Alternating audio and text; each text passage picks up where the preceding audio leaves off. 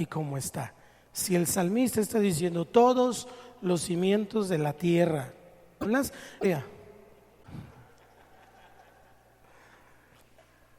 vamos a poner este ejemplo. En el mundo de los negocios, los empresarios, cuando un fabricante crea un producto nuevo, lo tiene que hacer, su diseño tiene que ser hecho conforme a lo que quiere que haga o para lo que se va a ocupar. ¿Por qué esta botella tiene esta forma así? ¿Por qué tiene aquí en medio una curva? ¿Por qué tiene estas líneas? ¿Por qué es transparente? ¿Alguien me puede decir? ¿Para que no se te resbale? Ok, ¿qué más? Transparente para ver el contenido y se vea que es agua, ¿no? Y que está limpia. Para darle fuerza a la botella y para que no se resbale, ¿no? Se llama ergonómica. Es ergonómica, es decir, se amolda a tu mano. Entonces, el diseño es conforme al propósito y a la función de lo que se va a ocupar. Piense en cualquier otra cosa. ¿Por qué esa silla es así? Porque esa silla en donde está sentado tiene como una curvita ahí en medio. ¿Será para que se acomode algo bien? ¿No? Hay un huequito ahí en medio y es, gracias, es para que se acomode. En el respaldo hay una forma cóncava para que tu espalda, que todo tiene un propósito y el diseño es conforme al propósito. Entonces, Dios es el creador de la humanidad. Dios nos ha hecho, dice la palabra, que Él nos hizo a nosotros y no nosotros a nosotros mismos. Entonces Dios diseña al hombre y diseña a la mujer para que cada uno cumpla funciones específicas.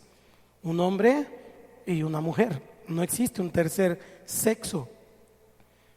No existe, la Biblia lo dijera, pero no existe. Entonces, como Dios hace un hombre y hace una mujer, entonces Dios les da características, cualidades en lo individual como hombre y como mujer para que estas características los capaciten, los ayuden para llevar a cabo el propósito con el cual Dios los diseñó. ¿Estamos acá? ¿Sí vamos bien o me regreso? Perfecto.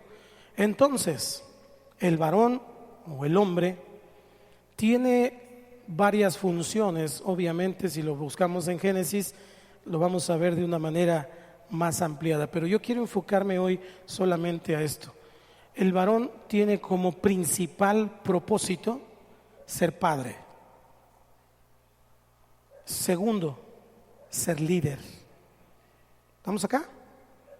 Pero hoy voy a desmitificar la palabra padre, porque padre no significa tener hijos. Cualquiera puede tener hijos, pero eso no significa ser un padre. Entonces, lo principal es ser padre y ser líder. Para la mujer, obviamente ser madre y, como dice la palabra, ser ayuda idónea. ¿Por qué el mundo está de cabeza? Porque ha habido una ambición desmedida, porque yo estoy de acuerdo en que las mujeres tienen los mismos derechos que los hombres. ¿Cuántos dicen que sí? Tienen los mismos derechos, valemos lo mismo, valemos la sangre de Cristo, pero según el propósito y el diseño de Dios, el hombre y la mujer somos diferentes. Desde que viene la explosión de esta filosofía de liberación femenina, entonces empieza a haber una disparidad en el asunto y la mujer deja de estar en el lugar de ayuda idónea y de ser quien es el objeto de cuidado, de preservación, el objeto de admiración y de amor. Y entonces ella solita, los pensamientos feministas, se coloca exactamente a la par del hombre. Ahora, eso no ha quedado allí.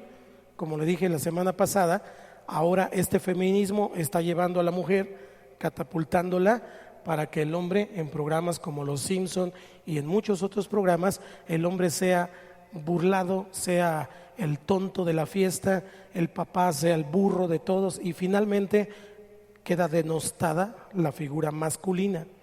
Esto es un plan satánico, por supuesto, pero ellas piensan que están luchando por una liberación femenina, pero no me voy a meter en ese punto. Yo quiero hablar del propósito del hombre esta tarde, pero es para que tengamos una referencia.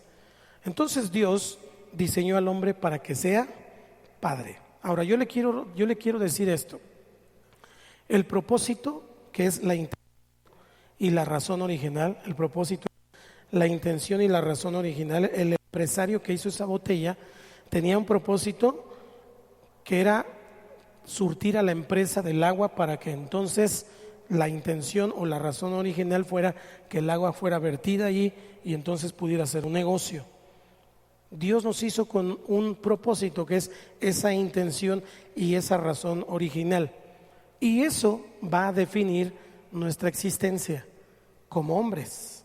Eso va a definir nuestra manera de vivir. Una persona que es un macho empedernido y que tiene muchas mujeres y que bebe y que fuma y que hace de todo, en realidad es una persona débil. En realidad lo único que está escondiendo es sus carencias, sus debilidades. En realidad lo único que está escondiendo es sus miedos, y si lo vemos de la Escritura, está comparándolo con estos cimientos que tiemblan. Es decir, te vas hacia atrás. ¿No cargar pilas, hermanos? Domingo. Y entonces este propósito y esta intención original se pierde y se extravía. Sin un propósito, la vida deja de ser una existencia. Sin un propósito, la vida solamente se convierte en un simple experimento. Y entonces nos levantamos todos los días a ver qué pasa. Nos levantamos todos los días a ver cómo nos va. Y entonces resulta que en ese experimento ya pasaron 30, 25, 40, sabemos cuánto ha pasado, y hemos venido solamente viviendo un experimento, dando vueltas en un lugar, dando vueltas en un círculo, pero sin llegar a un propósito existencial, a un propósito verdaderamente definido y que nos haga sentir plenos, que nos haga sentir hombres. ¿Están aquí los hombres? Ese es el punto. Ese es el punto. Nos desviamos porque no entendemos el propósito. Nos desviamos. Pasa alguien con una mesa y todo el mundo voltea para allá. Nos desviamos. No somos capaces de mantener un enfoque. Es que fue un buen ejemplo, Fue un buen ejemplo. No somos capaces de mantener un enfoque en lo que estamos. Y pasa lo mismo en la vida. Vamos al trabajo, vamos a algún lugar y pasa una escoba ahí o pasa por allá. Entonces ahí volteamos y de repente, ¡pum!, somos distraídos. Los hombres tenemos esa característica de distracción. Si no, pregúntele a Adán qué pasó, qué estaba haciendo cuando Eva platicaba con la serpiente. Creo que se distrajo. Entonces, si los hombres no sabemos, si los hombres no entendemos, si los hombres no cumplimos con nuestro propósito que Dios nos ha dado, entonces vamos a tener problemas para empezar, problemas de identidad, esos problemas de no saber quién soy, a dónde voy, esos problemas de relación con los demás, esos problemas de papá con hijo, o de hijo a padres, o de esposo a esposa, o de vecino a vecino. Vamos a tener problemas de identidad porque el problema no reside en los demás. Tenemos que entender esto. El problema no está en los demás. El problema está en nosotros. A veces el problema ni siquiera es el problema, porque el problema solamente es la consecuencia de que yo no he entendido y yo no tengo el conocimiento y la habilidad de ser un hombre completamente en el propósito de Dios. Y entonces vemos a la humanidad dispersa, las familias extraviadas, como ovejas que no tienen pastor. Cada quien hace lo que bien le parece en la casa, porque finalmente el hombre no entendió y la mujer se posicionó por encima de esa situación. Pero no tiene la culpa, sino que fue el hombre quien no supo a tiempo tomar su lugar, no supo a tiempo entender el propósito para que con amor y como la Escritura enseña, con ese amor y con ese cuidado pueda no imponerse, sino inspirar un liderazgo para todos los que lo siguen. Ahora, una persona puede ser un gran y excelente gerente en una empresa, pero ¿cómo le cuesta trabajo tomar decisiones en su casa? ¿Sabe de alguno? ¿Conoce alguno? ¿Le han contado? No estén tristes. Esta es una buena historia. Así que entonces no tenemos una identidad clara y definida, no tenemos una visión específica qué es un hombre, hacia dónde va un hombre, cuáles son las funciones de un hombre, y a veces pensamos y nos confundimos y entonces estamos dudando. Las personas a veces dudan incluso de su misma hombría. Los jóvenes, al no tener un ejemplo, los jóvenes al no tener un líder, una identidad firme como hombre en la sociedad, estoy hablando, finalmente se desvía hacia otro entendimiento de falta de identidad. Entonces, quiero decirle, antes de decirle cuál es el propósito del varón, 7 cosas que tengo aquí como puntos. Primero, número 1, lo que tenemos que saber es que Dios es un Dios de propósito. Significa que nada es casualidad. No es casualidad que tú hayas nacido con las características que tienes. Dios quiso que tú nacieras así, parecido a Clark Gable, parecido a Pedro Infante, ¿sí? O a Cantinflas, como quieras, pues. Pero nada es casualidad. Dios es un Dios de propósitos. Entonces, Dios quiso que tuviera estas características, Dios quiso que tuviera estas habilidades, Dios quiso porque es un Dios de propósito. Luego, Dios entonces también en ese propósito, Él ha permitido en su soberanía que todo lo que me ocurre antes y después de Él tiene un propósito. Tiene un propósito. Tal vez tú dices, híjole, ¿cómo no lo pensé bien? ¿Cómo no oré antes de casarme? O antes de... Pero si bien me lo decían todos mis familiares. Tal vez sí, pero Dios tiene un propósito.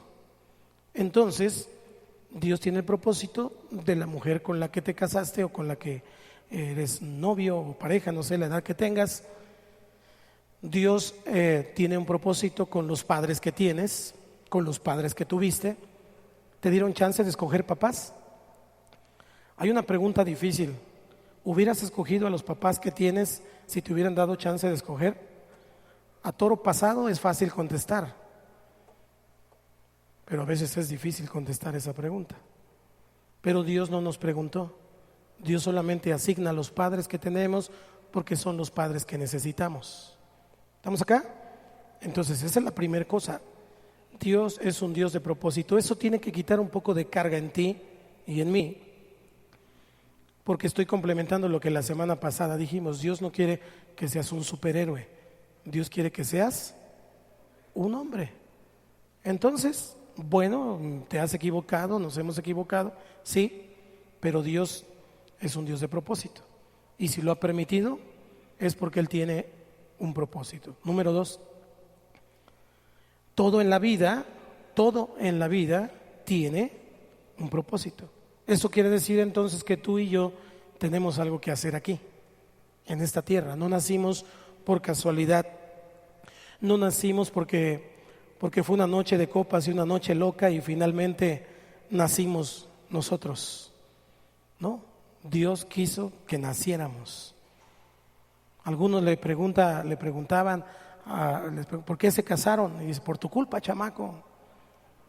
Y entonces uno creció pensando,